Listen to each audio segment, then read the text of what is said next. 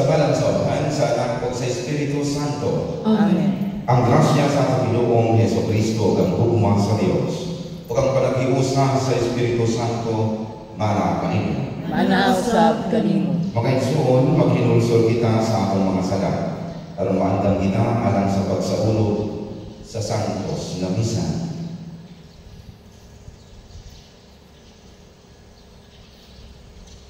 Nagakumpisan ako sa Diyos na magkagagahong sa kanan, o kanino mga igsoon, nga nakalapas sa kuyamon, sa unang-una sa pulong ug sa buhat, ug sa wala pagbuhat sa kinahanglan buhaton, kaya akong sala, akong dakong sala.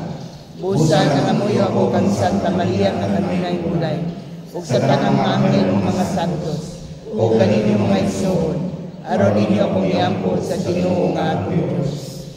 Kaluyan ka kita sa Diyos na makagagahong sa kanan, o kasayungon sa atong mga sala, dadulong ka kaniyang adto sa kinabuhing dayon. Amen. Ginoo, kaluy kami. Ginoo, kaluy kami. Kristo, kaluy kami. Kristo, kaluy kami. Ginoo, kaluy kami. Ginoo, kaluy kami. Magampo kita. O Amahan, pinaagi sa pagsugod ni Heso Kristo imong anak o sulugon, imong ibangon ang sa kakalibutan nga namukan. Panungkawasa kami sa sala, ug dagka kami nga sa kalipay na walay katapusan. Kini ang magipangayo, pinaagi sa among Ginoong Heso Kristo imong anak, nga buhi o hari uman kanimo sa Espiritu Santo, Dios, hangtod sa kahangturan. Amen.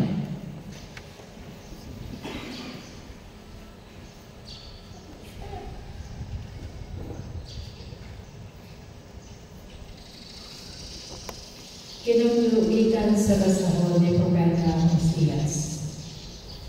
Andama ang inyong isusulti o balik sa Ginoo. Ignacia, pasayloa ang nananamong kalawasan o dawata ang among magalibog o tumalo namo ang among isaad kanimo. Dili makaluwas ka namo ang Assyria. Dili na kami mukabayo sa mga kabayo. O dili na kami muisip nga among Diyos ang binuhat sa among kamo. Maluluyon ka ni Antong walay naing kadampan. Ang Ginoo mingon. Himuon ko silang matinuohon o higumaon ko sila. Kay nahadaw na ang kasukong ko kanila. Mahimo akong sama sa yambong alang sa Israel. O pamulang siya sama sa neryo. O gamot siya pag-ayo, daw usa kadakong kahoy. Mulimang ang iyang mga salinsing, o mahisama siya katahong sa ulibo. O mga libyon, siya sama sa Lebanon. Mamauli sila o magpuyo sa silong sa atong nandong. Mula po siya sama sa lalaman o mamula sama sa paras. O ang iyang alimyon sama sa bino sa Lebanon. O katauhan sa Israel, unsa may makuha ninyo sa mga Diyos-Diyos. Dili ba ako may nagtubag sa inyong mga pag-ampo o nag-atiman kaninyo kanunay? Sama ako sa siyempre na lunhaw kanunay o ako'y naghagal kaninyo sa bunga na inyong ikaon. Ang maalamon angay musabot sa naisulat dinhi o ang masinabuton, angay gayon masayod diini. Kay matarong man ang tanang paagi sa Ginoo, o musubay diini ang mga buutan, apan mapandol diini ang mga panabaso. Ang pulong sa Ginoo. Salamat sa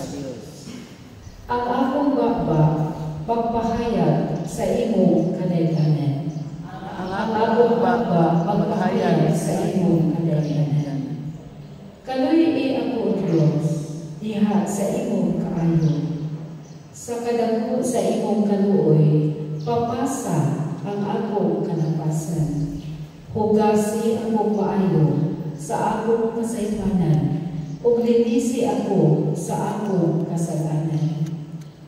Ang akong baba magpahayag sa imong kadayhanan. Adia, mahimuot ka sa katarong sa kasing-kasing, o sa kahilangan ako, gitudluan mo ako sa kinaanan. Linisi ako sa sala, pinaagi sa isuko, aron ako mamutli.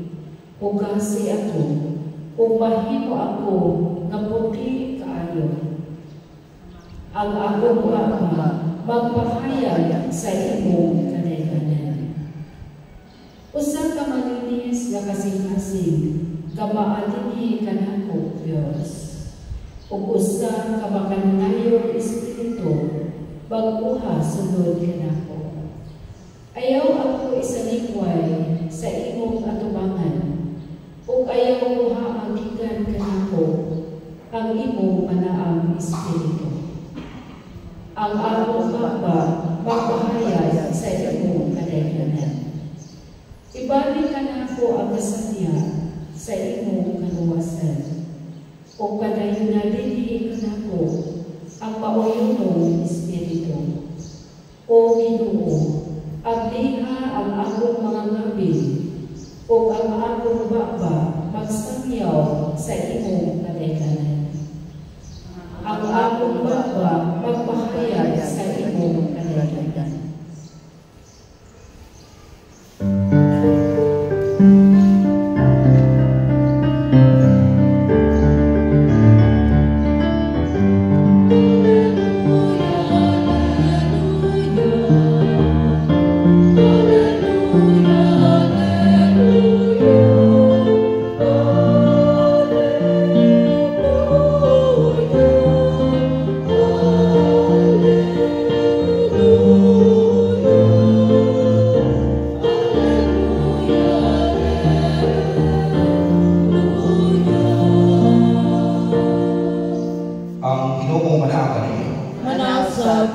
Pagbasa gikan sa Santos nga Ebanghelyo sumala ni San Mateo.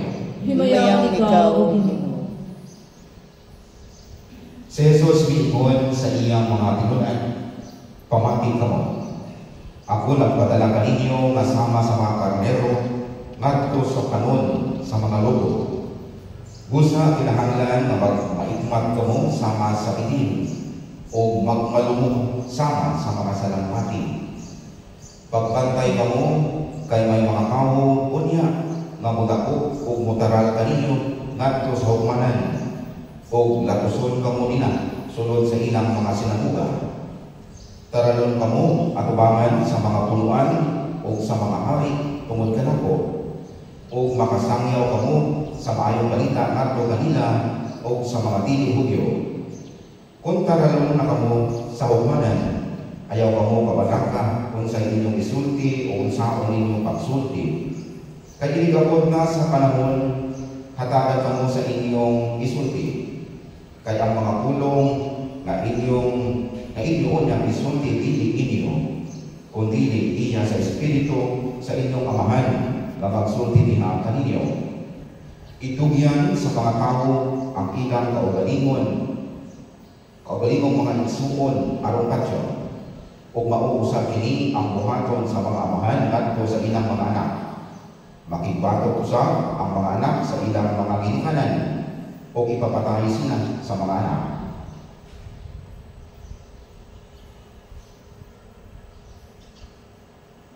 Dut-an kamo sa tanan tungod kanako, apan maluwas ang magpadayon hangtod sa katapusan. Kung lutuson kamo nila sa usa ka lungsod, labi kamo ngadto sa laing lungsod. Sultihan mo kamo nga sa dili pa ninyo mahuman ang inyong buluhaton sa tanang lungsod sa Israel, muabot na ang anak sa tao. Magigsuon ang Ebanghelyo sa Ginoo. Dahil Dakoy dailhan by the name of Ennio Montavani. Kini si Ennio Montavani, siya veteran, no? Was a veteran missionary dito sa Papua New Guinea. O iyang ipaambit ang iyang nasinati about mission. Ingon niya, ang mission dili lang pure religious activity. Ang missionhood is always cultural venture. Tinuod po. O ingat pa niya, as an anthropology is the science which studies the symbolism of various people, one cannot be a missionary without thorough preparation or thorough practice with this anthropology. So, dapat na ito, no, na kinahanglan makabalutang sa culture and tradition, context, etc., etc. O di natupalitan, ingon niya, the twofold activities of anthropology, the ethnology and ethnography. Kung sa magpapupot sa butan, ethnography, mauni, daghan ko ng mga misyonaryo ang well-versed nga makasulti sila po ganingon, o kabalo namin unsa ang culture and traditions, context, etc., etc. ni missionary. Pero yun niya, daghan nga mga ethnographers nga dili or very poor, often very poor ethnologists. Dili sila kabalo how to deal, no, kung unsa ang meaning, no, kung unsa o nila pag-practice kini tabanan nila, no, as ethnographers, these cultures and traditions. In my own experience, these twofold activities of anthropology, kinahanglan yun, dili yun kinahanglan ma-separate. Kinahanglan yun silang tuhadyon, magpuyugayin yun permit. Di ka makasunti, kabalo ako kung unsa cultures and traditions. Pero, dili ka kabalo how to deal with them. Mauna ang takong problema. Well, maunit, no, ang ginasulti sa atong Ginoong Jesucristo, no, sa atong Ebanghelyo. Ipadala niya, no, ang iyang mga tinunan. O ingon niya, kinahanglan nga mag-igma-igma, no, sama sa bilin o magpalungo sama sa salapati. Kaya ipadala ko sama sa mga karnero dito sa panun sa mga lubog. Unsa man ang pasabot sa atong Ginoong Jesucristo ani, that we should always strike the balance, no, in approaching mission. Dili pwede, no, nga ang atong kaugalingon, ang atong perspective, ang atong dalaw. Dili. We should always try the balance. Ang halas is a symbol of cunning and wisdom. Kinahanglan, no, nga atong lantawon, no, atong lantawon sa, no, ang environment, no, atong lantawon ang kinabuhi sa usa katawo. Kaya kitangganan, no, we are all missionaries. Lantawon sa nato ang kinabuhi sa usa katawo. Aron, no, kabalutang how to approach.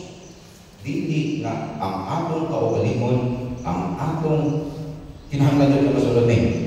Uy, gana ang tako nga sayo. Yung misyology, tako jud na nga sayo. Dili jud nato nga ipakita o kinijod ang inyong sunod. Kay maong ang ganahan ako. Dili. Love, no, is a symbol of peace, no? ang atong Ginoong Jesucristo kasulti ka nato sa atong approach, no, sa atong pakikipagbigit pagtabang nato sa atong mga isipon. Kinahanglan, no, na naa ang atong kasing-kasing. Paminawon sa nato ang atong kasing-kasing, dili sa atong huna-huna, ang atong utok, ang utok ang magsulti, ang kasing-kasing ang magsulti. We cannot deny the reality, no, ang kadaghang mga hangin, no, ingon magaling sa atong Ginoong Jesucristo pagpantay ka mo, kaya mga tao ang pagkakot pa dito motaran. Of course, this is the reality of a mission, no, daghan yun, no, na ay kalisod, na ay sakripisyo. Well, my dear brothers and sisters, kung sa mission, ayaw pa muna-muna, no, na lahing naso, no, mga 4th or 5th world countries, no, even here in our own, no, families, no, diri sa atong naso, no, mission, ihapon, kalisod, sakripisyo dyan, na dyan, o dili na na, kalingon pa ang Panginoong Jesucristo, no, katitugyan sa mga tao, ilang kaugalingong mga igsuon, karong patyon, makipatog usap ang mga anak sa ilang mga ginikanan. Dinhi, ipakita sa atong Ginoong Jesucristo, no, na naatay human-made laws.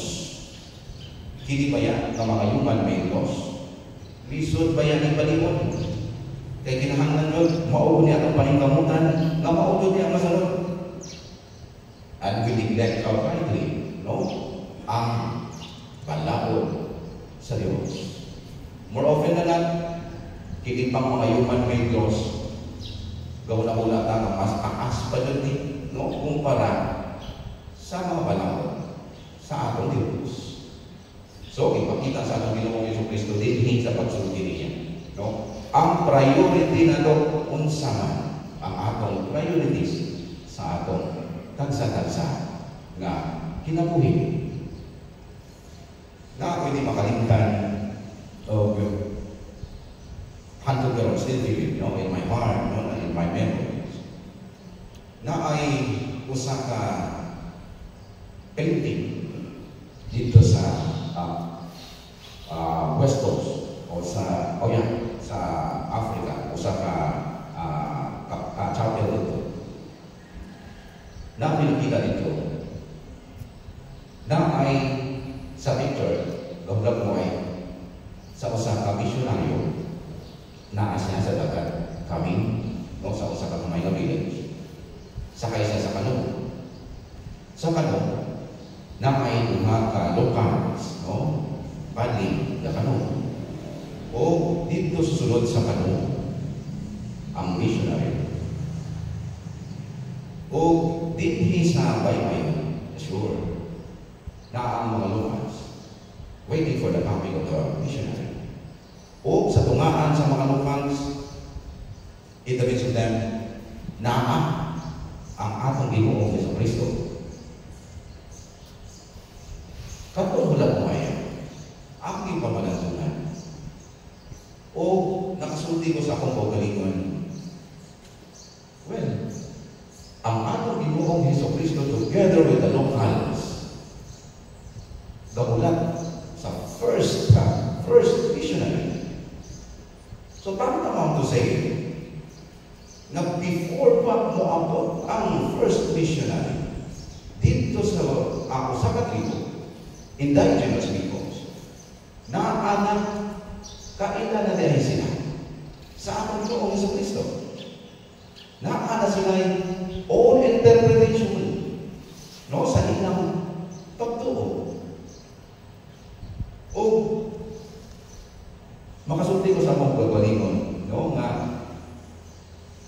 mauto ako dahimong inspirasyon, no, nga naghatag ako ng ako laro tataw how to approach the balance, no, in doing mission nga kinahanglan niya, no, dili jud limo 40 builders ka in theology, no, well-equipped, makadaghan ka nato ang kasulti nini. Pero well-equipped in theology. Kabalo sa Hebrew Old Testament and Christian New Testament. So, kadaghan kasulti na. Pero, to strike the balance, mauna ang dakong problema. So, ang approach sa mission, kabalo, ang mga locals, naa sila yung pagtuo sa Panginoong Jesucristo. Unsa ang buhaton? Ipadayon pag-ilan, pagpailan sa inahan, no? Ang atong Ginoong Jesucristo. Dili nato isulti sa itong pagkalimon. Ang kinahanglan nato, usbon nato ang ilang perspective. No, that's a big no-no in missiology. Kinahanglan, strike the balance. Kita mahimo na maayong mga ethnographers at the same time maayong mga ethnologists. Kabalutan sa kultura, kinahanglan panikamutan naman na makabalutan sa kultura, traditions, etc. And then, no, i-apply na to, no, ang balance.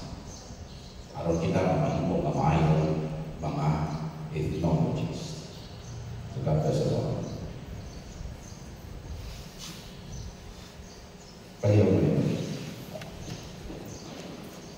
Masaliton sa Diyos nung panalipod, butang mo kita karoon ngadto sa Diyos, mag-ampo kita, amahan, ipadala ka namo ang imong espiritu. Amahan, ipadala namo ang imong espiritu.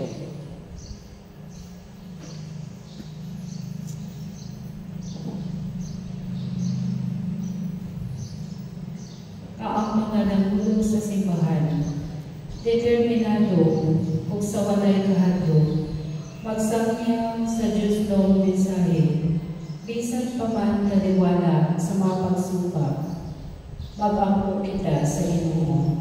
Amahan, ipadala namo ang imong espiritu. Kaang mga kadasulan o mga katauhan, balingkawas gikan sa mga masalaykong sistema sa pagpanlupig o sa terorismo, mag-ampo kita sa Ginoo. Amahan, ipadala namo ang imong espiritu. Kasila nga nakasinati o mga kalistanan, diha sa ilang kinabuhing ninyo, makadawat sa grasya sa paglabutay sa ilang mga panahal, mag-ampo kita sa Ginoo. Amahan, ipadala namo ang imong espiritu. Nasila kagisakit, pinaagi sa kahadlok o kahinawa, mapanaligdan silod sa ilang katilipan, mag-ampo kita sa Ginoo. Amahan, ipadala namo ang imong espiritu. Nga imo untang isipon, katakos o papuslanon, alang kanamo, kaanghalang daw Teofilo kamunod, babayaw na kanto sa altar sa mga santos, mag-ampo kita sa Ginoo. Amahan, ipadala namo ang imong espiritu. Nga sila nga namatay, mag-ani sa mga ganti, sa ilang mga paghago, dinha sa Diyos ng Bigalian, kawalay katapusan, mag-ampo kita sa Ginoo. Amahan, ipadala namo ang imong espiritu. Amahan, ikaw ang tinugdan sa kinabuhi. Huwag tanga ang kamikit sa daotan, gikan sa among mga kasing-kasing. Upun kami sa kahayag sa imong mga panalangin. Kini among ipamay, pinagi ni Kristo, among Ginoo. Amen.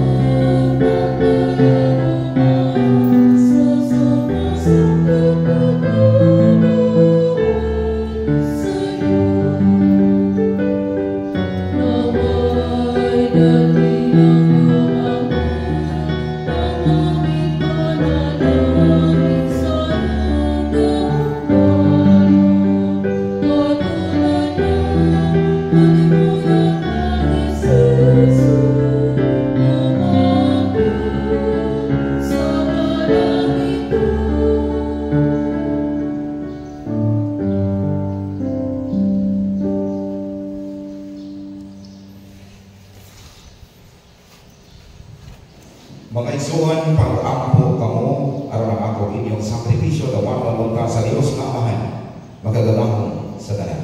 Dawaton ka sa Ginoong sakripisyo gikan sa imong mga kamot alang sa pagdayeg paghimaya sa iyang ngalan alang sa atong kapusalanan ug sa tibok niyang santos nga simbahan.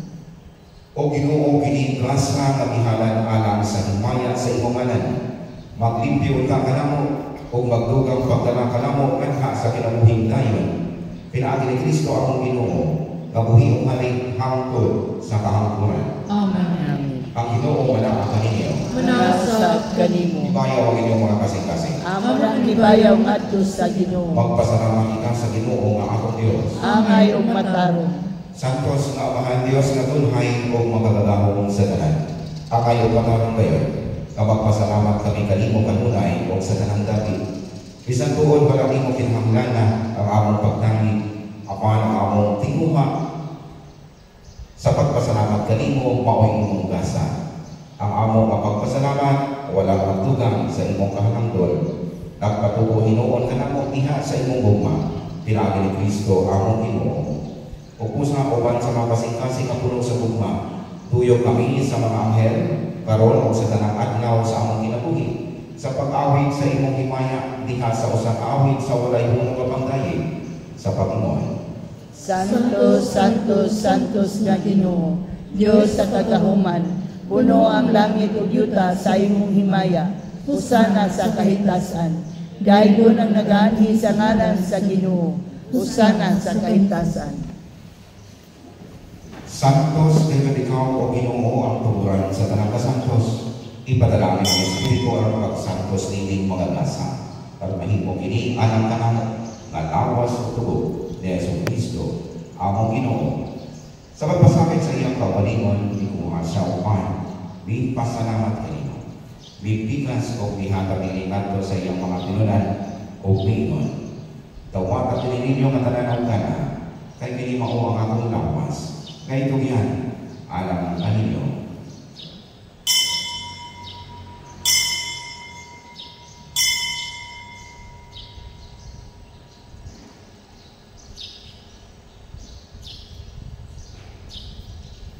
Sa samang paagi hapos ang kalihapon, mikuha siya sa kalis, may pasalamat kanimo pag-usap, may hatag ini ngadto sa iyang mga tinunan, o mingon. Dawat ini kung pag-inom ko mga nanandikan ini, kay hindi mao ang kalis sa akong dugo, sa bagong tunhay ng kasabutan.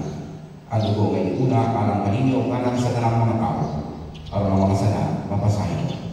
Buhatag ini, aron paghandong kanako.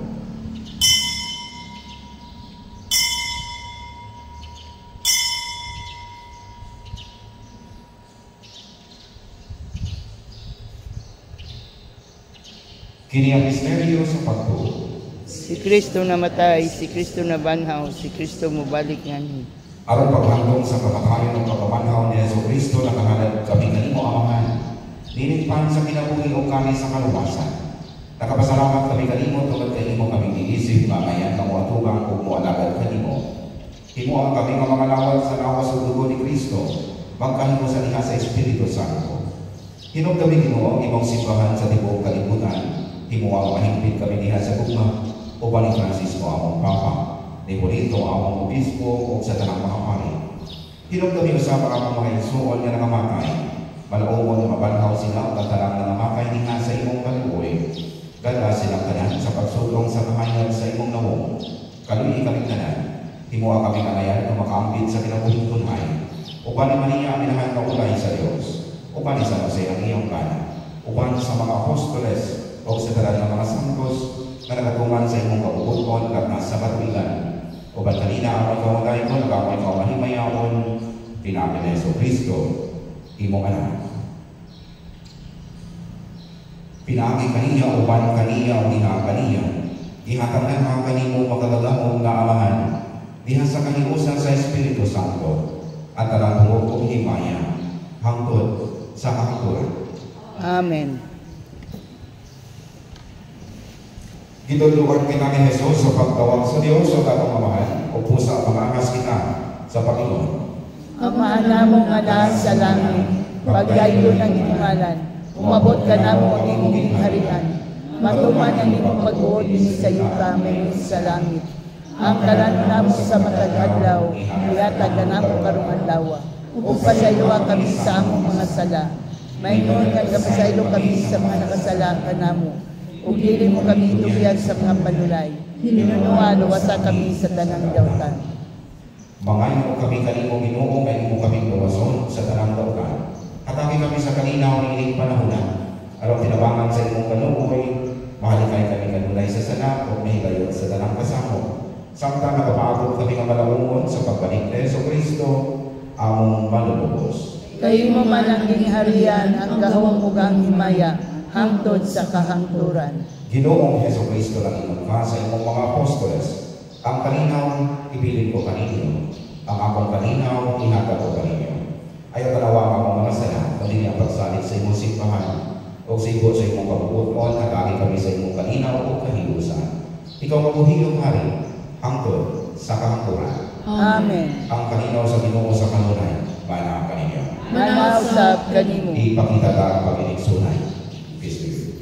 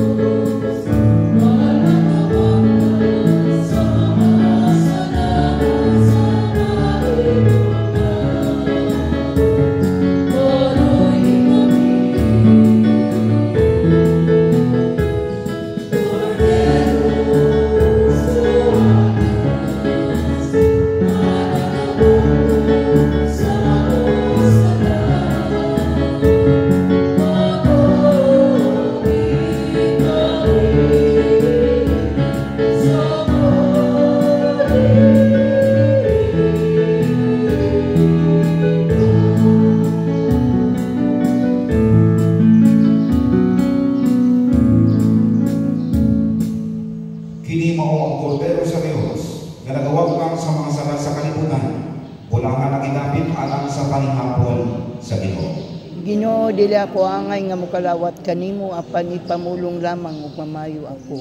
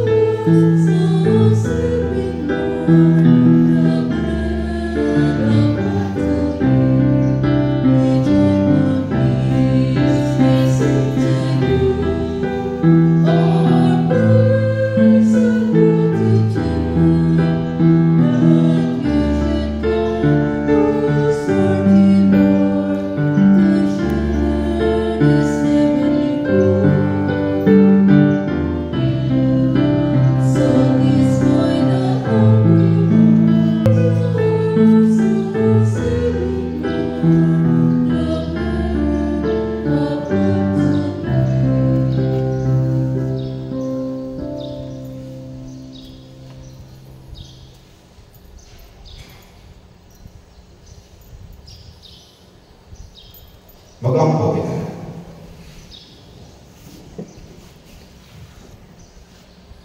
O Ginoo, dili unta kami muhunong sa pagkayod kanimo tungod sa kabuhong sa kinabuhi na imong ihatag na namo dinhi ning Eucharistia. Kini among ipangayo pinaagi ni Kristo among Ginoo. Amen. Ang Ginoong manang kaninyo. Manausap kanimo. Manalangin kaninyo ang Diyos na makatagahon sa tanan. Amahan o Anak o Espiritu Santo. Amen. Dakat kamo sa kalinaw aron paghigugma o pag-alagad sa Ginoo. Salamat sa Diyos.